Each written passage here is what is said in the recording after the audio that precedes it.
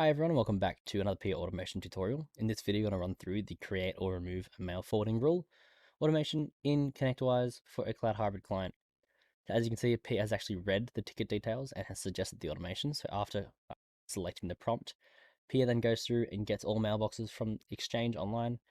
We see we now have a form. We can select the user that we want to actually configure a mail forwarding rule for.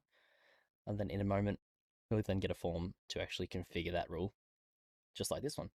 So we can see we can actually select our recipient type of mailboxes, contact, distribution groups, or a custom, but we can select a custom email address. Let's hit mailboxes though. We'll go to Sarah Smith as the ticket asks. We can then have the option to deliver mail to the mailbox and forward, pretty much just creating a copy. And then we can also schedule this for later if we want to select a valid date time. But however, for now, let's hit now. We'll hit submit. And then just like that, this is all you have to do. This may take 15 seconds or so to actually complete the request. But it might be the perfect time to go and just kick off a secondary automation on another ticket, but we should be done in no time.